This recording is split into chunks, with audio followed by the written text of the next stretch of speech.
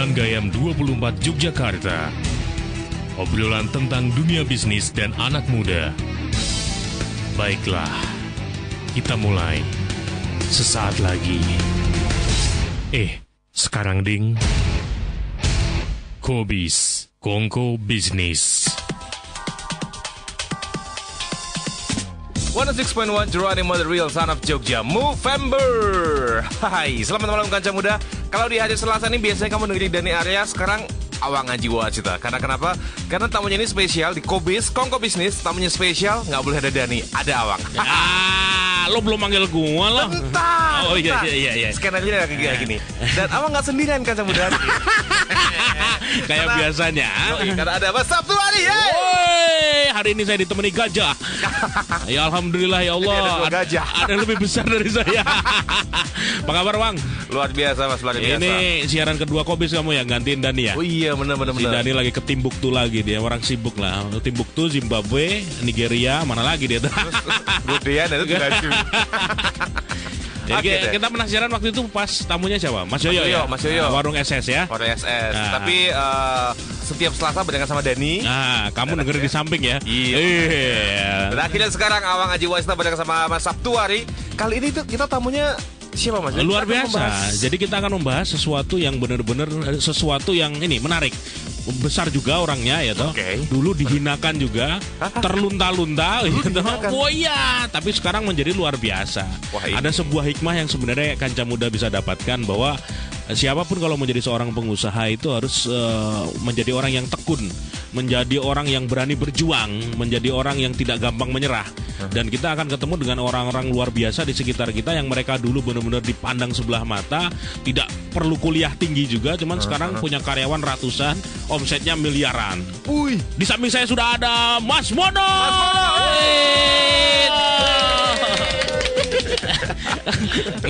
Tamu jauh dari Jakarta. Jakarta sama Madiun. Saya seringnya di Australia. Jadi kan muda nanti kalau jawabannya nggak playing ini ya lempar sandal aja radiomu itu. Dia Mas kabarnya? Bukan asli Jogja. Bukan. Mas Mono ini adalah pemilik berapa cabang lagi? 60 cabang. 60 cabang ayam bakar Mas Mono yang ada di Jakarta. Tepuk tangan lagi. Bawa pendukung bro. Sangar. Ini kita juga sering kolaborasi. Saya punya gerakan namanya Sedekah Rombongan. Ini pentolan dari Maklar Sedekah. Jadi kita saling support bisnis masing-masing. Tapi kalau untuk kebaikan, kita berlomba-lomba di jalan. Mas, bukan kita. Apa? Saya di sini seperti terhimpit ya. Ada gajah dan kingkong. Seneng aneh kayak gitu. Jadi hari ini Wan kita mau mengupas habis tentang masa lalu Mas Mono. Dari dia dulu tidak dianggap apa-apa, sekarang menjadi luar biasa. Ya, buat Mas Mono, pokoknya pesanku berceritalah apa adanya. Di Kobis ini pokoknya cerita monggo, nggak ada yang perlu ditutup-tutupi. Kalau memang memalukan ya memalukan. Ada pencitraan ya. Sebentar, durasinya berapa lama dulu nih? Durasi berapa lama? Sejam setengah iso ini. Jam setengah. Kita lost. Nggak, soalnya kalau saya cerita dari awal biasanya ini 3 bulan belum kelar. Wah. Wes sono dibayari meneh per jame piro. Oke Mas, ceritakan. Dulu waktu pertama kali datang ke Jakarta itu kisahnya bagaimana sampai akhirnya kamu terjerumus ke jalan yang benar. Itu piye ceritanya? Beli buku saya aja deh, rezekinya. Apa gunanya diundang ke sini? Iya juga. Saya dibajak ini jadwal saya memang super padat ya dibajak. Jadi Sabtu ini ngundang saya bookingnya 3 bulan yang lalu. Dengan omongan dia menjadi orang yang sangat khas. Kalau penguasa Tebet itu udah tahu lah. Dia mau cuma jadi calon lurah di sana.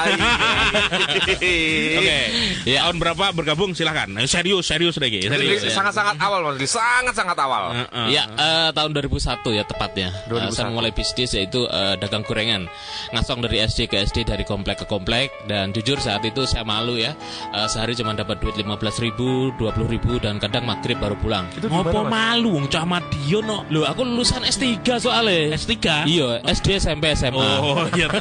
Bakul asongan yang Jakarta. Iya. Terus di Jakarta. Di Jakarta. Ya, Jakarta. Dia sudah mencari rezeki di sana. Terus saya juga pernah bekerja di sebuah perusahaan konsultan keren kan, dengan posisi sebagai office boy. Ngenyek kayaknya Sat. Yang penting kantornya. Konsultan. Bukan, yang penting ada Inggrisnya. Office boy. Gitu kan. Bocah kantor lah. Iya.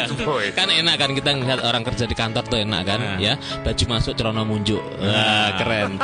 Artinya apa kuy? No smoking. Dilarang merokok. Dan saat itu memang ada dendam pribadi saya karena saat Lebaran saya jarang bisa pulang.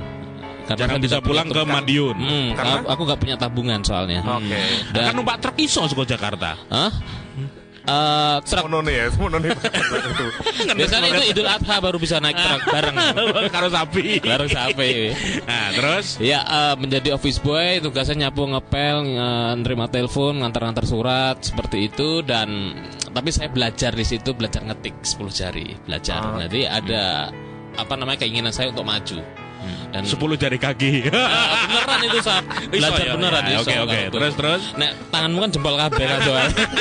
Ketik langsung klik, halo apa kabar gitu. Nah, terus. Nah, saya juga punya keinginan ingin membahagiakan punya orang tua ya. Saat itu yang terpukul adalah tamparan keras saat saya pertama kali adalah bapak saya sakit sampai bapak saya meninggal, saya tidak tahu, dan saya tidak tahu bapak saya dimakamkan.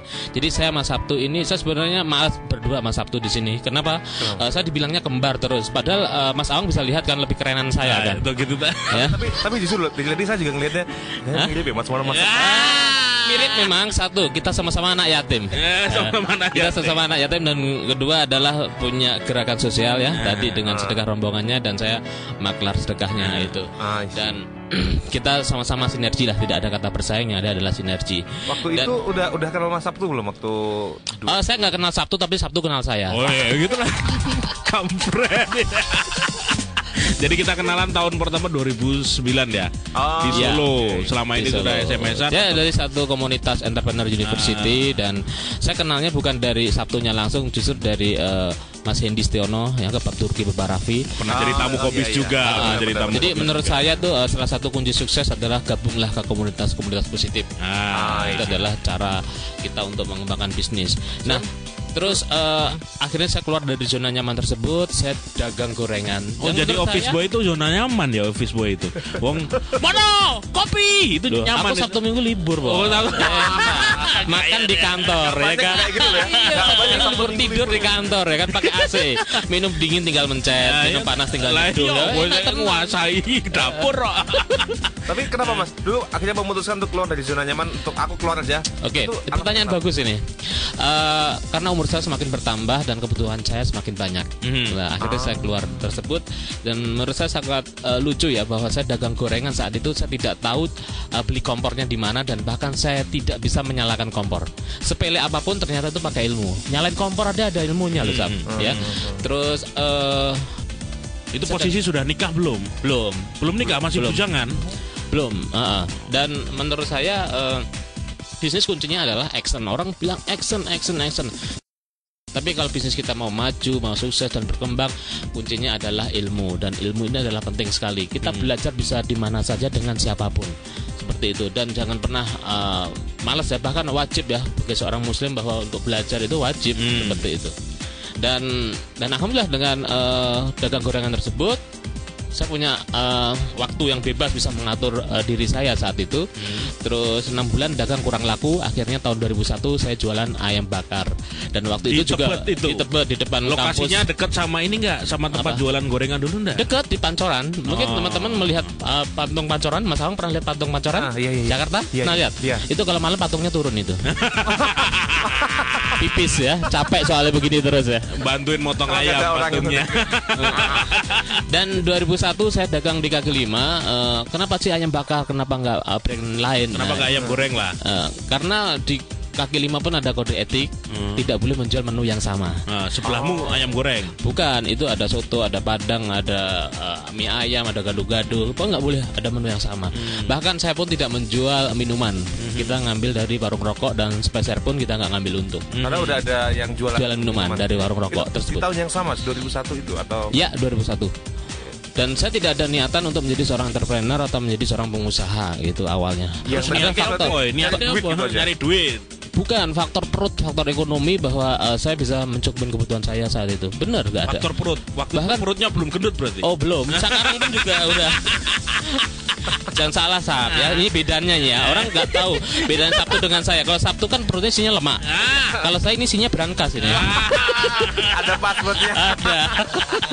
Kacau. Oke, Nah, 6 bulan ayam. dagang kurang laku, akhirnya jualan ayam. Dan waktu itu saya bersyukur banget. Tadinya saya ngasong nggak jelas kan, maghrib baru pulang. Tiba-tiba begitu saya jualan ayam bakar, pagi datang, siang pulang. Pagi datang jam 8, jam 2 pulang. Aku mau nanya, Mas Awang, Sabtu, kira-kira jam 2 pulang itu kenapa? Entek. Habis. Terus Mas Awang apa? Habis. Rata-rata jawabannya pasti sama. Ternyata apa? Bahwa kaki 5 di Jakarta pun itu ternyata ada sip-sipan. Jadi habis gak habis harus pulang. Gantian dengan sip malam. Ada pecel lele, ada seafood, ada nasi goreng. Iya, gantian. Gak bisa jualan 12 jam full. Gak bisa. Dan saya seneng banget ya. Pagi datang jam 2 pulang. 1 minggu libur. Tanggal merah libur. Seperti saya punya kantor. Padahal itu kaki 5. Dan suka dukanya juga banyak ya. Pastinya kita pakai tenda biru, bawahnya pakai papan, dan bawahnya got seperti itu. Wih, dan saya bonus lalap deh.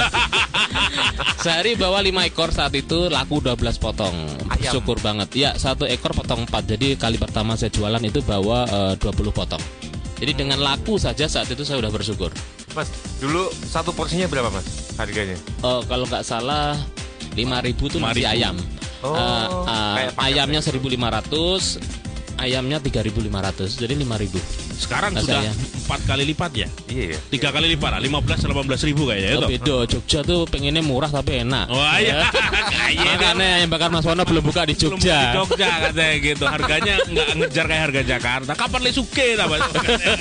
Itu dulu itu waktu jualan itu awalnya gimana? Susah nggak sih untuk ayam tuh ngolahnya gini toh? Itu ada pembelajaran sendiri atau sepenting ayam bakar? Nah, hajar. Ya maaf ya, tahun 2001 saya belum mengenal ada ayam bakar ABC, gitu. Belum. Ada ayam bakar yang heboh saat itu tahun 2004 ya itu. Jadi benar-benar nggak ngerti jualan apa. Faktor kenapa ayam bakar, karena tidak boleh menjual menu yang sama di kaki 5 tersebut. Itu loh jadi faktornya. Itu. Dan saat itu saya terus nikah Sab. Terus saya kebetulan punya istri yang memang hobi masak, disuruh masak terus dapat duit ya. Nikmat banget. Iya. Kolaborasi sasi. Coba nek istrimu dulu itu sekretaris perusahaanmu yang lama, ngekek duitmu malah ya. Untung untung lah.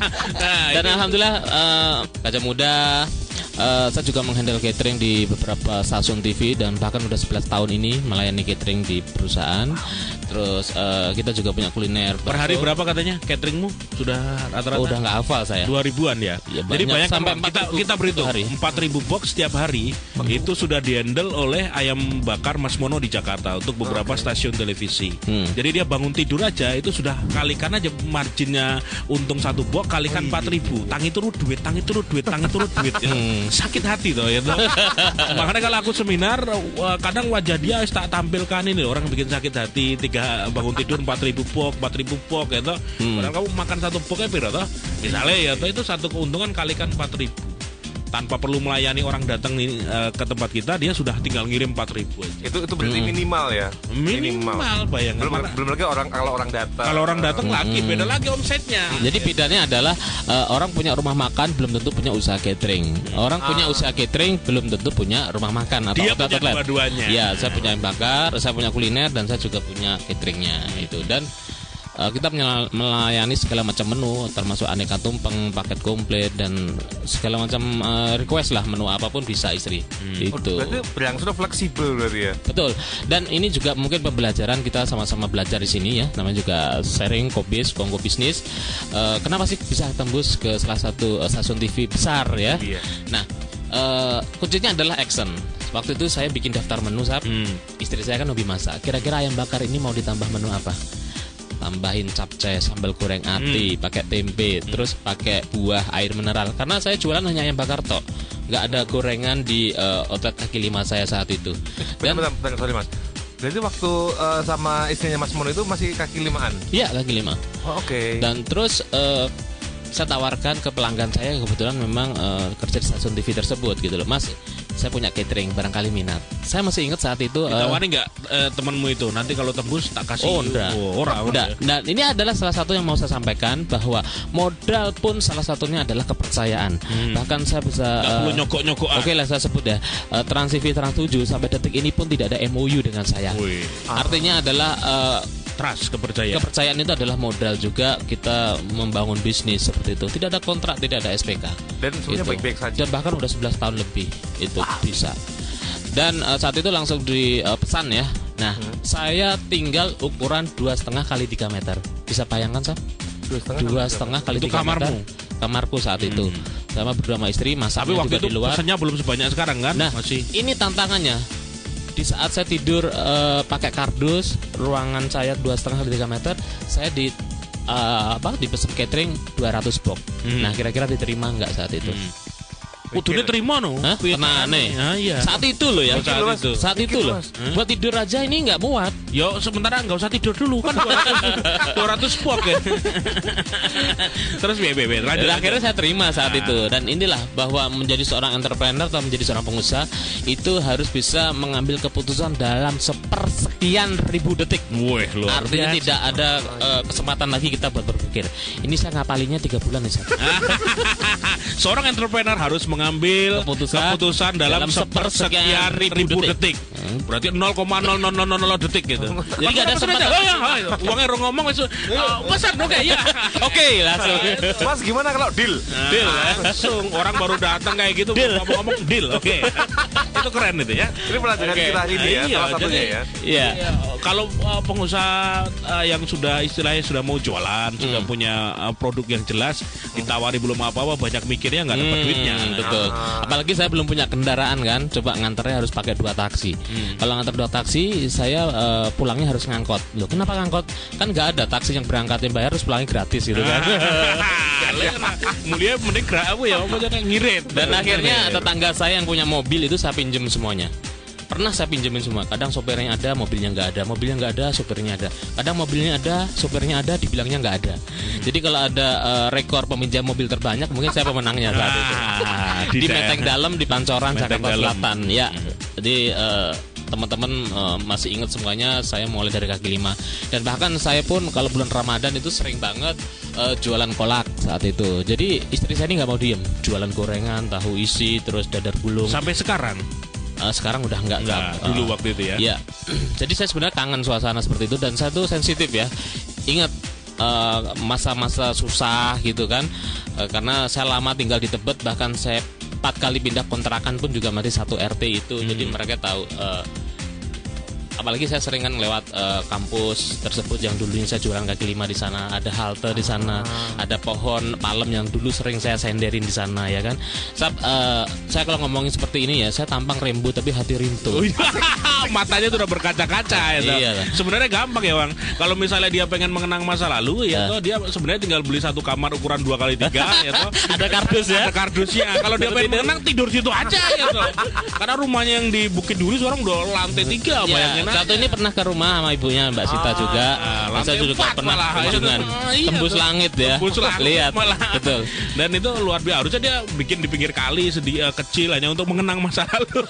Tapi benar saya pernah ya dijebak oleh stasiun TV ya. Saya diminta untuk jadi talk show dengan Pak Ari Ginanjar sama Mbak Sandrina Malakiano saat itu. Dijebak. Mungkin ada peserta ada yang mau tanya, silahkan gitu kan. Tiba-tiba ada satu peserta naik ke atas panggung dan membawa kardus saat itu. Nah saya dijebak. Emang benar Mas Mono, Pak Ari menyampaikan tidur di atas kardus. Bener Pak Ari. Mewek no, pasti mewek no. Praktekkan bagaimana perasaan Mas Mono. Iya. Ya, saya tampang security tapi hati Hello Kitty. Ya. Langsung di situ di depan. Iya. Di studio aku lihat deh kayaknya waktu nonton, di TV itu. Mewek-mewek di atas kardus. Istri saya saat itu nonton bareng sama saya masih nangis juga gitu loh. Udahlah, ini kan masa lalu kan gitu loh. Jadi ya nggak ada buat saya untuk alasan untuk sombong, karena saya selalu diingatkan selalu melewat kampus tersebut, patung Pancoran itu adalah hari-harinya saya dorong gerobak setiap harinya di situ. Berprosesnya di situ. Wang, aku pernah dikerjain sama dia loh. Aku berpikir kalau Mas Mono cerita di mana-mana bahwa dia masa lalunya seperti itu ya toh. Aku pernah waktu lagi di Jakarta dikerjain, Sap, aku beli Alphard baru, mobil Alphard. Wah, luar biasa tuh. Ngekek pasti. Alphard, dia nyebutnya Alphard. Ternyata datangnya dia pakai ini Grand Max buat angkut-angkut. Buat angkut-angkut apa namanya? Ayam. Cuman aku suruh nyopiri, dia yang tak sopiri. Kita tanya sama teman-temanku Sap yang dulu temanku ngasong. Nah, dia ngumpet di dalam mobil. Sap, kamu turun. Nih uang 5.000 beli apa dagangannya dia. Ada penjual apa somai kalau nggak salah ya. Tak tanya, kenal sama Mas Mono nggak? Oh, si Mono dulu jualan di sana tuh. Sama kita tuh di situ dia nongkrongnya tiap hari. Sekarang di mana dia, Pak? Aku pura-pura nggak tahu. Padahal nih Mas Mono di mobil depan kita. Sembunyi. Iya, terus wah dia mau orang sukses sekarang udah di TV terus, gila, artis. Wah. Tahu nggak tadi saya waktu di depan teras di terasnya Geronimo. Afgan. Begitu saya dengerin ternyata Afgan Maghrib. Kalau Mas Mono memang pas masuk sini tuh kayak dielulukan gitu Mas. Jadi elu. Kirain elu terus terakhir lemu. Seru banget malam ini emang ya. Iya, kita sebenarnya kita pengen tahu perasaan Mas Mono waktu itu, karena mungkin ketika kita pengen memulai sesuatu itu kan nggak gampang, itu kita tahu kalau nggak gampang. Tapi apa sih yang membuat Mas Mono kuat untuk menjalani ini gitu loh? Yes. Kalau beberapa orang mungkin kayak temannya tadi, banyak yang mereka sudah menyerah, belum apa-apa sudah menyerah. Mas Mono ini kekeh gitu. Mas Mono udah sukses dan yang jualan Shimo itu dia tetap nasibnya nggak berubah. Nah, 11 gitu. tahun kok 11 tahun berapa tahun berarti 2001 12 tahun. Sampai detik ini mereka masih dagang di kaki lima. Mas Mono itu masih di tempat yang sama, masih manggul dagangan yang sama. Sementara Mas Mono udah kemana-mana. Ada sesuatu nih. Ada sesuatu dari di Mas Mono. Sehingga kenapa Allah mengangkat nasibmu? Bagus sekali pertanyaannya. Apa namanya?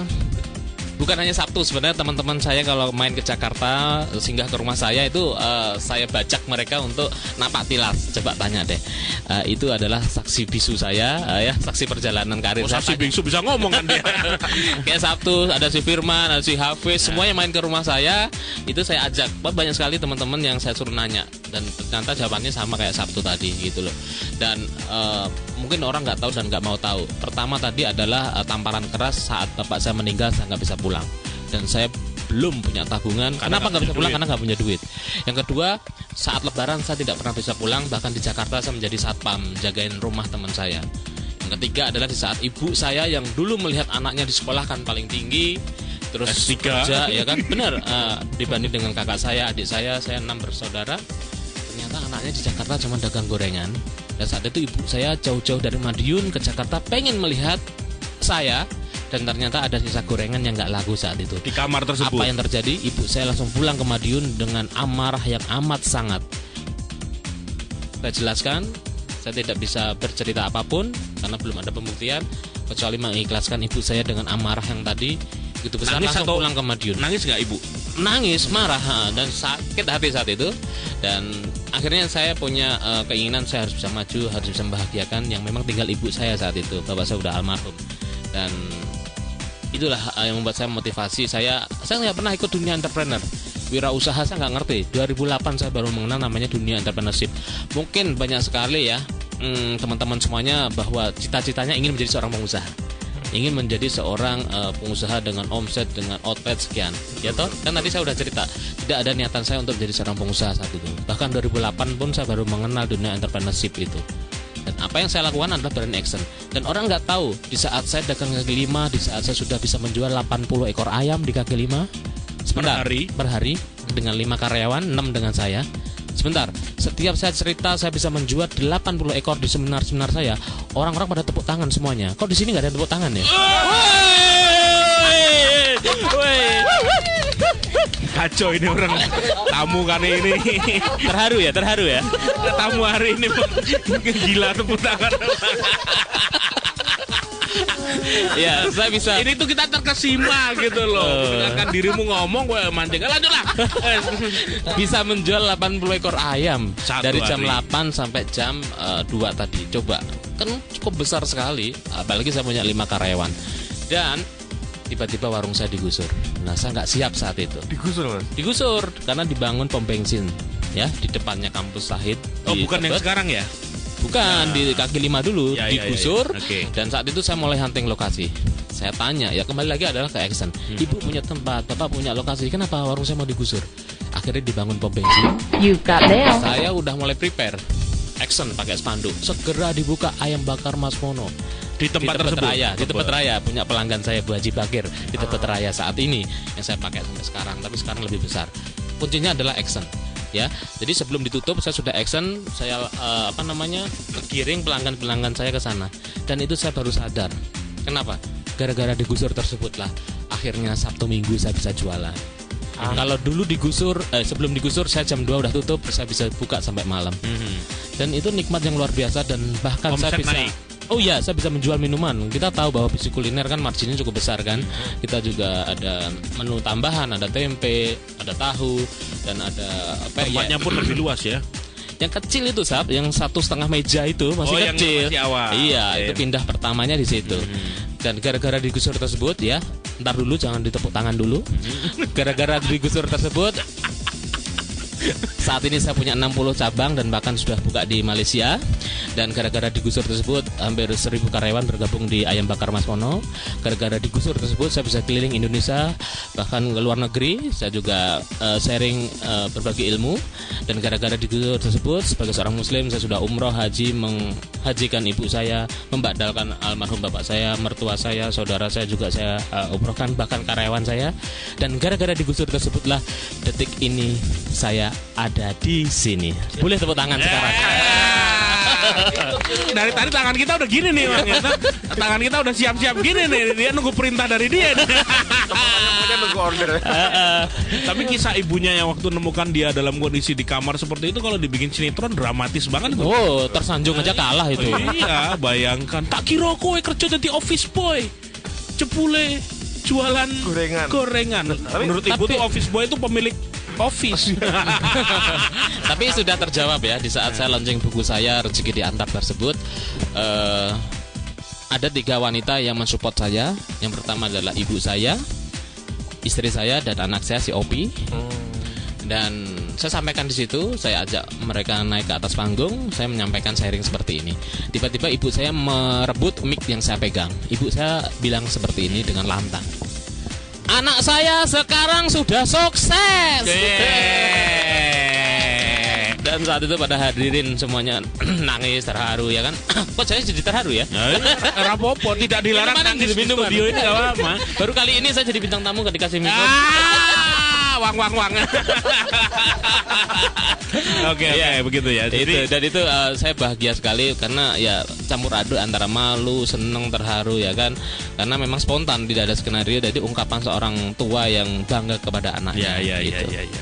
Mantap. Aduh, Wang. Begitulah kisahnya. Biasa, ya. Nah, ini menarik. Sebenarnya kalau kita mau mengupas dengan Mas Mono yang sekarang pun banyak sekali kegiatannya. Kalau tadi kan ini masih cerita masa lalu dia. Betul. Kanca muda butuh banyak masukan lagi, ilmu-ilmu rahasia yang belum dia ceritakan. Nah, gitu. Itu dia. Habis ini kita akan bahas jauh tentang ayam bakar Mas Mono. Kenapa dia dan kenapa kemana-mana dia teriak bakar, apapun mau dibakar gitu loh ya. Termasuk kalau minumannya nggak segera datang. Jadi lo iklan ambil minuman.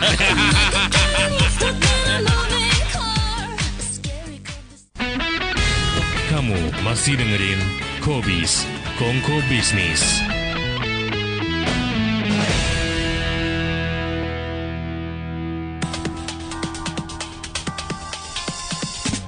106.1 Geronimo The Real Son of Jogja Movember. Jadi di bulan November kita harus move. Wah, gitu toh. Itu yang kita ini yang bikin tagline-nya siapa sih? Bisa aja tiap bulan ganti. Masih di Kobis kita, Bang. Yoi, Kongko Bisnis, Mas Sabtu hari, Awang Ngaji Wasda dan dari Mas Mono. Nah, ini tamu dari jauh. Orang kaya raya, dengan mantan office boy, mobilnya 5, luar biasa. Ada hammer juga. Hammer apa, Mas? Tak kira palu. Neng ditumpai sama dia. Udah pernah nyoba ini. Iya. Podoe sama naik bajai. Iya, karena yang isi 10 orang. Kalau tadi kita udah ngobrol tentang masa lalunya Mas Mono. Ya, maksudnya perjuangan dari nol, dari minus. Nah, sampai akhirnya tadi sempat terdengar juga udah keliling di beberapa negara. Yes. Udah punya ayam bakarnya ini, udah punya banyak sekali cabang. Betul, di Malaysia cabang juga ada. Nah ini kanca muda pasti bertanya-tanya resepnya apa toh Mas Mono bisa sukses seperti itu. Nah aku pernah ada sebuah pengalaman ketika satu ketika aku habis syuting di Metro TV, di Metro TV Kick Andy waktu itu kan, aku mampir ke tempat dia. Kita sudah siap, aku lapar banget karena di sana nggak makan ya. Toh sudah siap semua di Tebet sama ibuku sama istriku sama Mas Mono. Pesen ayam bakar yang gede, wah siap makan ini Wang gitu. Pas lagi mau makan sudah dipersiapkan semua, azan berkumandang. Allahu Akbar, Allahu Akbar. Ya toh musafir ini nanti saja lah kayak gitu toh. Tapi Mas Mono yang mengingatkan, Sap, Allah sudah miss call kita tuh, ya toh, sudah manggil kita nih, mau dijawab atau enggak nih kayak gitu. Di depan ada masjid, yuk Sap kita sholat bareng. Dari situ aku terkesima, ternyata salah satu kunci orang kalau mau rezekinya tuh nggak ditunda-tunda sama Allah ya harus mengutamakan. Iya, ketika dipanggil oleh Allah untuk azan, untuk sholat ya harus segera merapat ke masjid. Jadi kita waktu itu langsung Mas Mono ngajak kita bareng-bareng ke masjid yang ada di seberang jalan warungnya di daerah Tebet itu. Sekarang jadi punya saya itu propertinya. Masjidnya? Iya. Udah membeli masjid dah, luar biasa loh. Ya, dendamnya positif banget gitu loh. Dulu cuma 2 kali 3, sekarang masjid pun dibeli gitu loh. Tapi itu menarik. Berarti amalan untuk selalu sholat tepat waktu itu sudah diamalkan sejak kapan Mas Mono nih? Ya, kebetulan saya memang bukan lulusan pesantren dan saya sekolah juga sampai SMA saja Ketok, ya. Mulai Urung rabong. Ya kesadaran sendiri saat itu. Jadi saya memang senang belajar ya, kuncinya itu. Dan mungkin satu juga bisa menjelaskan, saya memberikan contoh kepada seorang supir yang dikasih handphone. Ya, coba ceritakan gimana. Itu tak tulis di blogku dan pembacanya responnya luar biasa. Gimana? Jadi gini, kalau misalnya kita itu seperti ibaratkan diri kita ini seperti sopir yang dikasih handphone sama majikannya, sama bosnya gitu loh. Kalau sopir tersebut nih, ini handphone tak kasih ke dirimu, ya toh. Kalau nanti aku panggil dirimu nanti diangkat ya, ya toh. Nah banyak kejadian ketika misalnya pas mau ditelepon ternyata malah sopirnya itu tidak mengangkat telepon karena ketiduran. Bosnya manggil, kamu di mana, jemput saya. Malah ketiduran dia di mobil. Dan pasti bosnya marah kan? Marah. Akhirnya bukan tidak mungkin, udah sini HP saya ambil, kamu saya pecat. Saya ganti sopir yang selalu tepat waktu. Nah, analogi dari Mas Mono itu tepat banget. Kita ini sebenarnya seperti hamba Allah ya, atau seperti sopir lah, cuma hanya dikasih fasilitas kesehatan, mata, telinga, hidung semua dikasih gratis gitu loh. Tapi ketika Allah manggil kita, calling kita nih ya toh, suruh sholat aja, ternyata kita nggak mau ke masjid, tidak mau sholat. Ini sudah seperti sopir yang ditelepon sama bosnya nggak mau ngangkat. Siap-siap kita dipecat gitu loh. Dan diambil handphonenya, handphonenya itu diambil, kenikmatan itu kita ambil, ya sudah, kita menjadi orang yang kembali sengsara. Dan itu terbukti gitu loh, banyak orang yang ketika dia sudah menjauhi Tuhan, dia sudah meninggalkan apa yang sudah diperintahkan oleh Tuhan, kenikmatan itu tiba-tiba diambil buat dia gitu. Terus biasanya kalau kayak kenikmatan diambil atau handphonenya diambil, terus kayak yang menyalahkan Tuhan. Yes. Jelas pasti. Yes. Kenapa sih kok kayak gitu ya? Ya, termasuk waktu saya digusur tadi bahwa saya menganggap bahwa Allah tidak adil nih saat ini. Oh, sempat ada perasaan kayak gitu? Benar, saya sampaikan di seminar saya bahwa Allah tidak adil. Karena saya buka cabang pertama, warung saya digusur. Dan saya buka cabang pertama tersebut, flu burung pertama, masih ingat kan? Rame ya, usianya begitu orang besar takut ya. Makan ayam waktu itu ya? Oh, takut, jangankan saya ya, fried chicken, terus banyak sekali ya, restoran besar semua juga. Iya, karena apa? Yang saya lakukan adalah syukur nikmat, kembali ke spiritual, syukur nikmat. Saya rugi, ada yang lebih rugi lagi dari saya. Kenapa? Karena flu burung adalah penyakit baru yang informasinya juga belum jelas, cara penanggulangannya seperti apa, seperti itu. Nggak mungkin saya bikin promosi bahwa ayam bakar saya jamin 100% bebas flu burung. Piye neliti? Iya. Satu-satu kok sakit dikit. Bikin promosi apapun juga nggak memungkinkan kecuali syukur nikmat itu. Dan hidup memang harus berjalan, saya nikmati proses tersebut. Dan akhirnya dengan berjalannya waktu, selama kebersihan kita jaga, proses pemasakannya pun juga benar, dan akhirnya flu burung juga akan hilang dengan sendirinya. Itu. Jadi kunci memang berat saat itu yang saya lakukan. Ada sebuah ilmu yang menarik buat teman-teman yang Muslim. Di Al-Quran itu ada sebuah ayat yang bercerita begini, bahwa sesuatu yang kamu anggap buruk itu belum tentu buruk di mata Allah. Betul. Dan sesuatu yang kamu anggap baik Al-Baqarah itu belum tentu itu baik buat kamu. Makanya Allah yang mengatur skenario sehingga itu yang terbaik buat kita masing-masing. Betul. Mas Mono yang dulu protes, kenapa aku digusur buat pom bensin ya, toh ternyata Allah udah menyiapkan skenario buat dia gitu. Woi kita pindah neng kene lho no, iki lho nggone neng kene karena di sini iya kamu bisa jualan lebih lama, bisa jualan minuman sendiri ya toh, dan nanti akan menjadi cikal bakal kamu makin membesar karena akhirnya pindah kan ke sebelahnya yang ruangannya lebih besar itu yang kita datang waktu itu kita datang. Jadi teman-teman saya yang nggak mau pindah tetap jualan kaki lima sampai sekarang. Pedagang somai, pedagang ada yang nggak mau pindah juga, maksudnya ya, mereka kan jualan pakai gerobak ya sampai sekarang masih. Nah kuncinya apa adalah bahwa Allah tidak akan merubah keadaan satu kaum kalau kaumnya tidak merubah nasibnya sendiri. Mungkin motivasinya juga beda. Kalau saya ya ingin membantu orang tua, saudara saya. Mungkin buat dia yang penting anak saya sudah kuliah, yang penting saya sudah punya rumah, itu aja cukup mungkin menurut dia. Tapi buat saya adalah bagaimana ilmu saya bisa bermanfaat, sebaik-baiknya manusia kan bermanfaat buat orang lain. Karena kalau saya sukses bukan saya sendiri yang menikmati, karyawan, terus supplier ayam, supplier sembako, tukang buah, tukang sayuran, tukang kardus, percetakan, bahkan tukang ojek pun. Seperti saya punya catering begitu banyak, itu saya melibatkan tetangga saya. Mereka pekerjaan dapat, terus ada kelebihan makanan kita kasih, uangnya, dan kita pasti didoain terus. Mudah-mudahan Mas Mono banyak catering, banyak pesanan. Kalau dengan banyak catering pesanan, saya juga dapat order gitu loh. Tukang ayam, tukang sayuran, semuanya menikmati. Enaknya jadi pengusaha gitu loh, Bang. Kita didoain orang banyak. Termasuk kenapa sih ayam bakar Mas Mono di franchise kan ya? Saya melihat kemarin sarapan juga soto di Jogja. Mereka menulis besar bahwa kami tidak buka cabang dimanapun. Rezekinya terbatas di situ doang. Kalau saya ya nikmatnya adalah berbagi tersebut. Kalau saya punya 10 outlet saat itu ya, saya sendiri yang mendoakan. Tapi begitu saya punya 50 cabang, 60 cabang yang mendoakan orang banyak. Mereka ngambil franchise saya. Mereka punya istri, punya suami, punya keluarga, punya orang tua, punya teman, saling mendoakan. Dan berkahnya di situ, Mas. Jadi hidup kan cuma nyari berkah dan Allah ridho, itu aja sih, nggak muluk-muluk. Amin. Gitu. Berarti istilahnya saya pernah baca juga orang kaya itu adalah ketika orang itu bisa memberi banyak.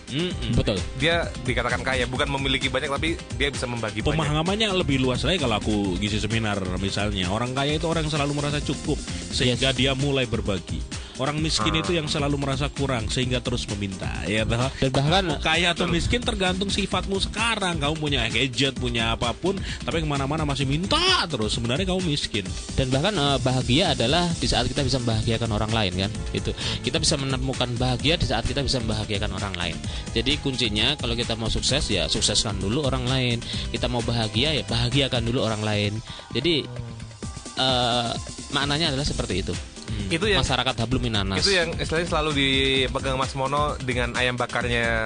Yes. Nah kita sekarang udah kemana? Ya, dia seperti itu. Kebetulan saya mengawal ya, seperti Mas Jody Warung juga, teman-teman Mas Hedi Stiono juga. Kita punya program namanya Spiritual Company. Apa itu, Mas? Ya, kebetulan saat ini pun juga hadir Ustadz Erik yang mengawal program Spiritual Company juga, yaitu saya sebagai seorang muslim, absensi di ayam bakar Mas Mono adalah sholat duha. Tidak boleh merokok seluruh karyawan kami, dan selama sholat Jumat outlet kami tutup. Kita juga ada pengajian rutin, ada setoran dikawal semuanya, dan setoran ayat, hadis juga. Jadi selama mereka pilihan melayani konsumen sambil manggang bakar ayam itu, sambil mereka menghafalkan ayat Quran gitu ya? Enggak seperti itu. Di saat dia lagi sedang pas nggak bekerja pastinya gitu lah, ada pengajian. Itu menghafalkan. Tapi kalau sambil bekerja boleh banget. Ngapalin boleh. Salah satunya adalah berdoa, baca sholawat di saat kita baru mulai operasional. Karena kita kan identik dengan api, dengan bara ya. Jadi risikonya juga begitu besar. Ada beberapa outlet kami yang pernah terbakar juga gitu loh. Kebakaran. Kan sangat nyaris dikasih garis polis lain. Itu pernah kebakaran. Itu karyawan baru itu. Di situ itu jualan ayam bakar, bukan warung bakar. Karyawannya belum dong itu. Belum lolos ya, SOP-nya belum dijalankan. Jadi ya melibatkan spiritual dalam bisnis, saya rasa itu yang membackingin kita. Itu keren. Jadi dan termasuk kita juga memberikan reward ya. Saya juga sering banget mengorbankan karyawan saya. mengorbankan karyawan saya. Pada saat Idul Adha mereka dibeleh gitu. Maksudnya sering memberi hewan kurban buat karyawan. Nah, kalau yang gitu diberangkatkan umroh sudah ada? Ada dan juga ada program memberangkatkan umroh juga seperti itu. Nah, ini mumpung teman-teman, karena buat mereka saya memberikan masukan ya, motivasi bahwa jangan hanya sekedar kerja. Jadi bonusnya adalah ibadah gitu loh. Karena ini kerja pun juga ibadah. Kerja ibadah. Jadi ini menarik. Ketika aku ngisi seminar, kemudian tak bilang juga ke peserta seminar bahwa seorang Mas Mono ini menarik. Dia punya manajer spiritual gitu loh. Manajer spiritual itu yang memang yang digaji hanya untuk ngurusi kegiatan spiritual di situ. Betul. Kebetulan ini saya ada Ustadz Erik ya. Orangnya ini, wah. Kita say hi juga. Ini toh orang yang bertanggung jawab. PM Ustadz, gimana Ustadz? Ya, sebentar ya, mungkin Ustadz ini identik dengan bapak-bapak ulama. Ini masih muda ya, mungkin pemirsa ya, masih muda dan beliau ini lulusan Gontor pesantren dan sekarang ini lagi S2 sastra Arab dan beliau juga pendekar dan masih jomblo. Wah, jomblonya itu ditegaskan. Ya, kita ada foto, kita upload nanti ya. Ya, bela diri juga. Siap. Silakan Ustadz. Ya, assalamualaikum warahmatullahi wabarakatuh. Saya dari Jakarta dengan Mas Mono dari Spiral Company-nya yang bakar Mas Mono. Betul sekali yang telah disampaikan oleh Mas Mono. Jadi kita di Ayam Bakar Mas Mono itu sangat banyak sekali kegiatan yang mendukung tentunya untuk tujuan utamanya itu omset. Tapi nggak cuma investasi dunia, tapi kita investasi akhirat juga. Banyak sekali kegiatan-kegiatan, diantaranya pengajian rutin mingguan. Tiap hari apa itu? Setiap hari Selasa. Dan juga sekarang banyak sekali program-program yang kemarin itu untuk hewan kurban. Itu rebutan. Banyak sekali yang minat. Tapi yang kita batasi cuma 10 orang. Jadi mereka berebut dengan kebaikan-kebaikan mereka, dengan syarat-syarat yang telah ditentukan. Dan alhamdulillah Mas Mono telah bagi-bagi kurban dan dikurbankan semuanya. Iya. Jadi untuk sekarang insya Allah akan fokus ke program berikutnya, yaitu umroh. Insya Allah sudah mulai berjalan. Jadi mereka yang diberangkatkan umroh itu yang sudah hafal berapa juz?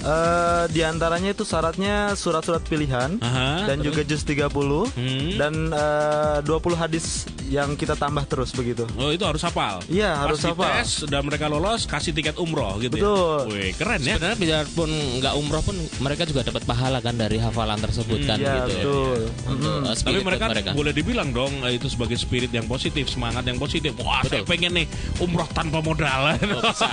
Ilmunya Hendy dikit-dikit tanpa modal. Nah, gitu ya Ustadz ya. Iya, betul. Jadi kita juga ada kegiatan-kegiatan yang mendukung supaya mereka nggak jenuh ya. Ini pernah nggak kamu sebagai Ustadz yang memang mendapatkan tugas untuk mengelola spiritual company di Mas Mono ini yang kadang-kala ada komplain dari karyawan? Kita di sini niat cari duit kok kayak gini sih, berarti suruh ngapain sih, itu gimana? Iya, betul banget. Awalnya di program Spiral Company ini tentu banyak yang kaget ya, sok kok kita jadi begini gitu kan, malah suruh nyantri kok jadi kayak pesantren gitu ya. Ini ayam bakar betul, biasa merokok terus tiba-tiba tidak boleh merokok, itu kan tantangan berat buat mereka. Tentu di awal itu sangat ujian bagi kami khususnya ya. Jadi mereka itu butuh adaptasi sekitar 3-6 bulan. Mereka adaptasi dengan peraturan-peraturan yang ada. Nah, di bulan ke-7 sudah siap action semuanya. SOP-nya udah ada.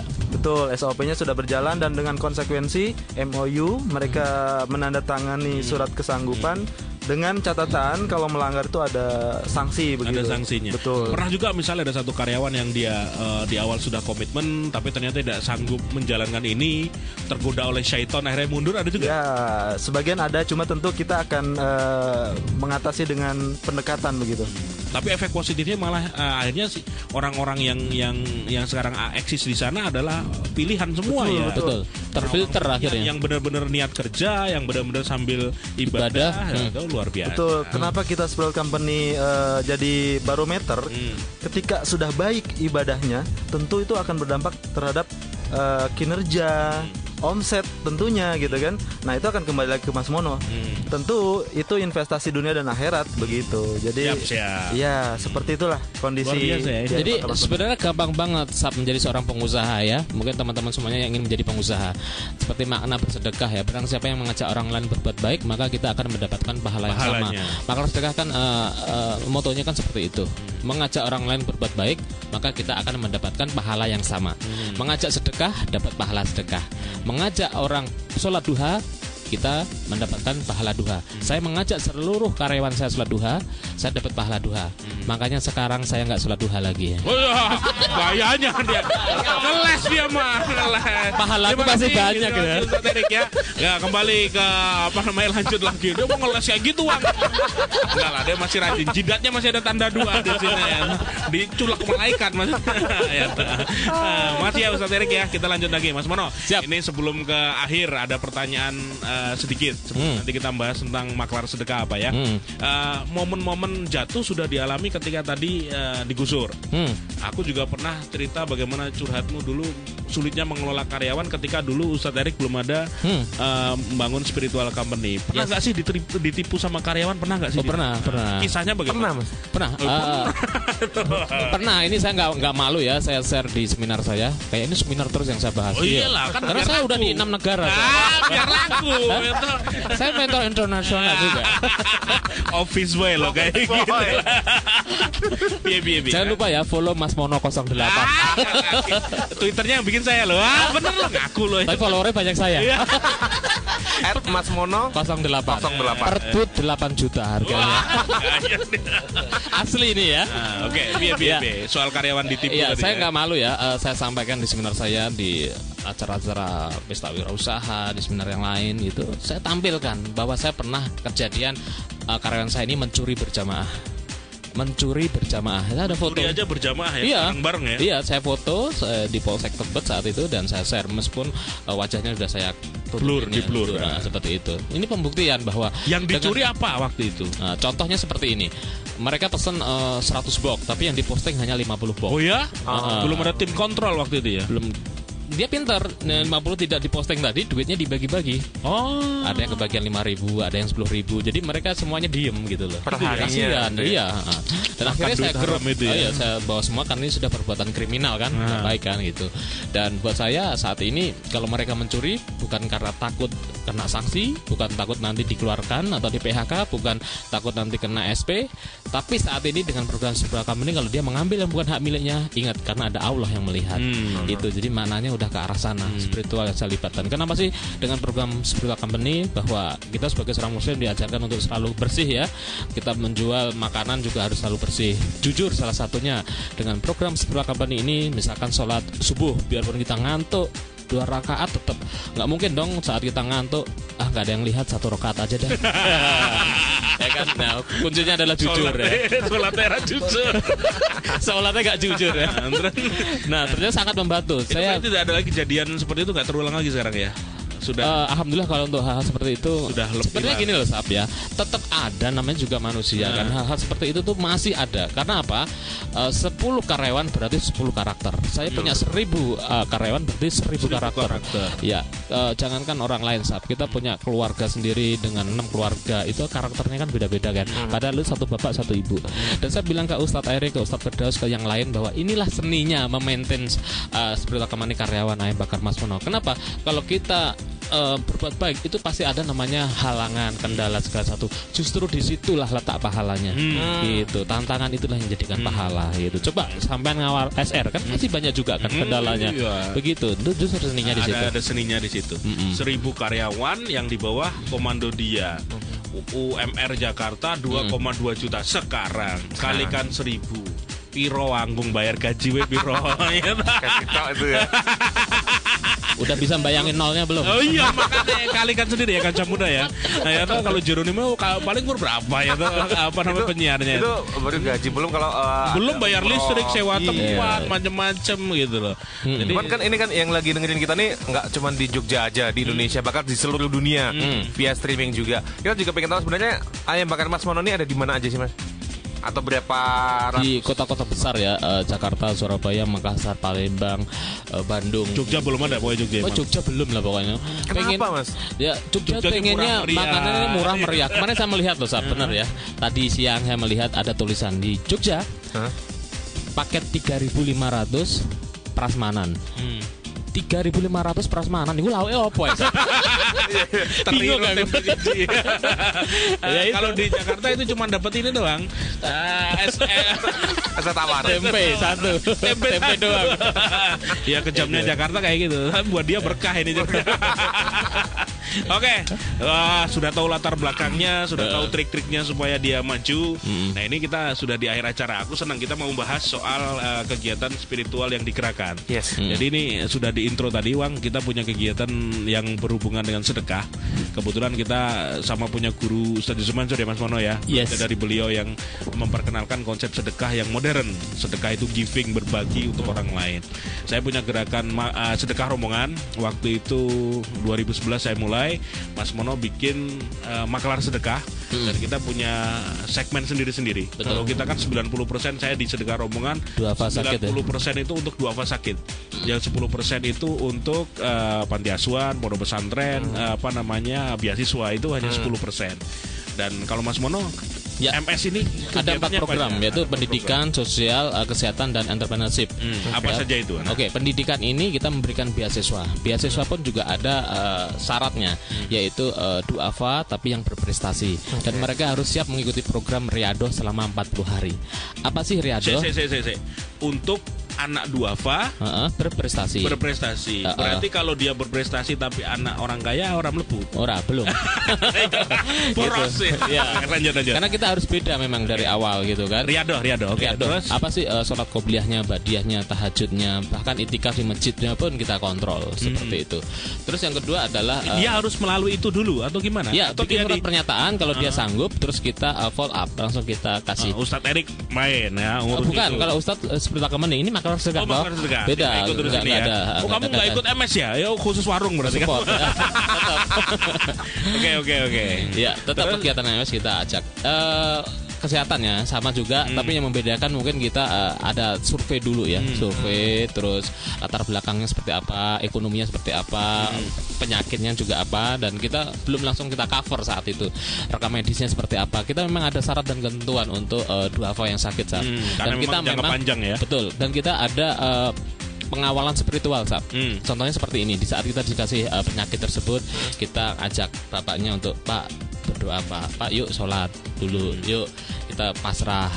Seperti itulah motivasinya. Termasuk misalkan udah tahu keluarganya sakit, dia masih merokok terus ya kan. Ini kan di rumah sakit tunggu kayak gitu.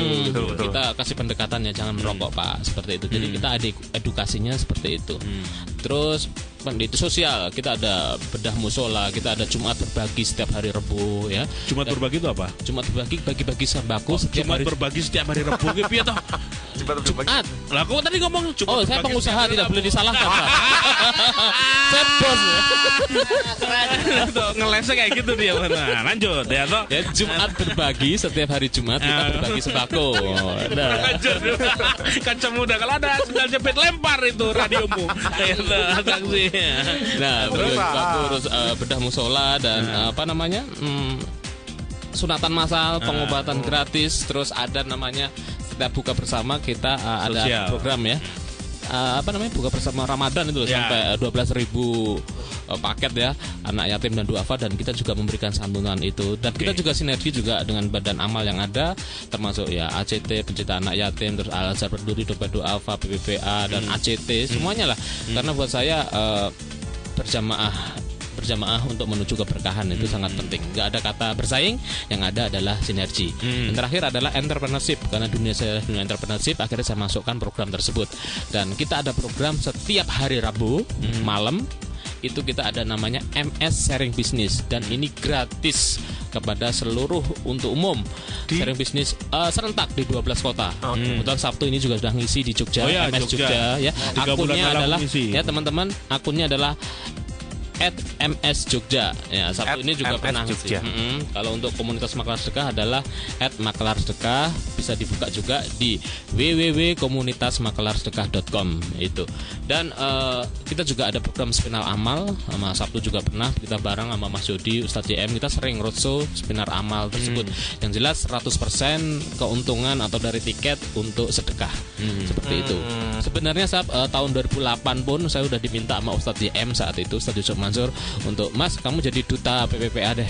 Duta. Kalau orang lain jadi duta, mereka dapat duit. Tapi Mas Mono saya tunjuk jadi duta, Mas Mono yang cari duit. Ya, gitu. Jadi setiap saya seminar saat itu saya sering melelang bukunya Ustadz, terus CD-CD-nya Ustadz gitu kan. Bahkan satu CD terjual 30 juta waktu saya di Kuwait saat itu. Oh ya? Saya kan juga gampang kan misalkan masuk dengan Kuwait orang di Grot TKI saya arek kerja. Wah. CD-CD loh. Oh, pengusaha tidak bisa direndahkan. Pret. Kadang-kadang gitu. Jadi MS sudah punya banyak kegiatan dan eksis. Saya sendiri pun merasakan dengan teman-teman MS Makelar Sedekah di Jogja dengan Mas Ferry, teman-teman juga luar biasa mereka bergerak dan kita saling support di sini. Ini menarik. Saling melengkapi karena sinergi tadi itu. Kadang ada pernah juga kita punya satu pasien yang MS misalnya, Mas iki jangka panjang kami tidak bisa mendampingi, minta tolong teman-teman dari sedekah rombongan kita cover, dan teman-teman MS ngasih uang dari kami nyumbang Mas 5 juta. Tuh siap kita sampaikan 100%. Termasuk kemarin waktu acara MS sharing bisnis ya dengan narsumnya Sabtu juga kita ada lelang kaos saat itu ya. Hasil lelangnya juga kita bagi dua ya. Bagi dua. Yang beli di sini nih. Kita bagi dua dengan SR terus. Besok jadi tamu, Mas jangan lupa Mas. Gitu. Ya tuh, Mas Torik Juragan Melon. Nah, ini jadi tamu Kobis juga nanti ya. Ini menarik. Jadi tahun 2010 ke bawah itu masih jarang gerakan sosial di Indonesia yang punya nama khusus. Yes. Karena waktu itu misalnya ada koin untuk berita, ada kasih sayang buat Sopo gitu loh, bayi-bayi yang sakit. Tapi mereka modelnya ya anget-anget tai ayam. Maksudnya kasus itu selesai ya sudah, tidak ada kelanjutan. Kayak per kasus gitu. Betul. Makanya ketika sedekah rombongan bergerak, makelar sedekah bergerak, terus ada gerakan-gerakan lain, ini menarik. Ternyata di Indonesia itu alhamdulillah masih banyak orang yang peduli dengan sesama. Betul. Mereka yang mau mewakafkan waktunya, tenaganya, energinya, pikirannya, bahkan hartanya untuk bareng-bareng membantu orang lain. Jadi ini manfaat sosial media tuh kayak gitu loh, Wak. Punya Twitter dimanfaatin, Facebook kayak gitu. Nggak cuma buat sarana mengeluh. Bobok dulu ya di Twitter, nggak ada yang follow ya tuh galau-galauan. Jadi tapi ini ada satu juga bahwa kita harus hati-hati juga gitu loh, karena begitu media sosial memudahkan kita untuk mengajak orang lain berbuat baik, ternyata ada juga ya kasus kemarin ya. Itu. Apa kasus apa? Jadi belum lama ini kan ada seorang mahasiswi di Takalar, Sulawesi Selatan, Makassar ya toh. Itu yang dia memakai nama Pejuang Sedekah. Pejuang Sedekah. Pejuang Sedekah. Pengusaha loh. Iya, nggak boleh salah. Oh, apa-apa. Kalau urusan gerakan ini salah, ini boleh membetulkan. Apa tadi? Pejuang Sedekah. Jadi dia mengambil foto-foto dari Google orang yang sakit dan itu diklaim sebagai pasien dia. Dan mengejutkan, anak ini ternyata dalam waktu 1 minggu itu mengumpulkan lebih dari 10 juta ya. 11 jutaan. Dan yang lebih gila lagi itu duitnya dipakai untuk nonton konser K-pop di Jakarta. Bodohnya lagi dia mengupload foto ketika lagi nonton konser, update status lagi konser K-pop gitu loh. Tapi sekarang udah berurusan dengan polisi. Dan dilaporkan ada seorang kawan kita dari sebuah media yang melaporkan polisi, diusut dan dia ternyata di sana. Tapi itu menarik, ternyata pelajaran buat kita semua pastinya. Pelajaran buat kita semua. Kalau saya di sedekah rombongan Mas Mono di MS yang sudah eksis lebih dari 2 tahun malah jadi sebuah momen gitu loh. Ini loh yang sudah lama, ini loh yang websitenya jelas, yang benar, akunnya jelas, dibanding dia yang baru umur 1 minggu ternyata bisa dapat duit segitu. Bahkan Mas Awang ya, nomor rekeningnya pun atas nama kita masing-masing. Sabtu dengan Sabtu Ari, saya dengan saya sendiri gitu. Jadi untuk trust ya buat mereka lebih percaya memang seperti inilah. Dan mungkin juga teman-teman bisa melihat kegiatan kita ya. Kita ada live tweet namanya di Makelar Sedekah itu. Misalkan baru membagikan sembako atau sedang kunjungan ke pasien, kita kasih berita-beritanya tersebut. Di SR Bergerak pun juga seperti itu di akunnya. Itu. Jadi laporan-laporannya seperti itu. Sinerginya pokoknya dalam bisnis saya sangat support Mas Mono. Dia juga pernah datang ke tempat pabrikku di Kedai Digital. Rumah singgah juga sudah kita datang ya. Ini bersama menarik, teman-teman. Bagaimana kalau nanti teman-teman seorang pengusaha kancah muda ini yang udah jadi pengusaha, jangan hanya egois tapi harus memperbanyak silaturahmi. Dan menurut saya untuk mengajak berbuat baik tidak perlu harus menjadi seorang ustadz. Gitu. Tidak perlu seperti Ustaz Eri dulu ya toh. Seperti kita pun bisa lah gitu. Dan ini terbukti ini buat closing juga Wang, banyak kejadian yang kadang-kala aku sama Mas Mono sering tertukar gitu loh. Di Benteng Vedebroek pernah aku sama Mas Mono ada acara bareng di Jogja. Ini memalukan nih sebenarnya. Ini baru kali ini saya ceritakan ya. Yang malu dia. Saya juga malu, Sap. Ini yang jelas Mas Mono atau Mas Sabtu hari ini? Sabtu aja deh, karena malu saya. Ada seorang mahasiswa sangat antusias mendekati saya. Mas Mono. Itu neng ngarepku Mas Mono le itu artaeun itu iki lho Mas Mono neng buriku rupanya langsung tek ireng. Ini Mas Mono ini ya seperti itu. Ya nanti teman-teman saya foto ya, saya share, lihat deh bedanya antara yang terawat dan belum terawat. Dia menang-menang rambutnya jegrak ini. Alatnya sesuai omset gitu. Yes. Terima kasih banyak ya hari ini. Kita puas banget ya Wang. Semoga Kobis hari ini sangat menginspirasi, didengar sampai ke penjuru Korea, di Jeddah dan segala macam teman-teman bisa dengar. Matur suwun Mas Mono sedulurku. Sama-sama sukses buat semuanya. Terima kasih. Kalau misalnya ada satu closing statement dari Mas Mono menutup dengan ayam bakarnya, kalau tadi kan karena digusur, justru itu adalah titik untuk bangkit segala macam. Tapi closing statement dari Mas Mono apa Mas untuk malam? Bentar, ini baru saya apalin seminggu yang lalu.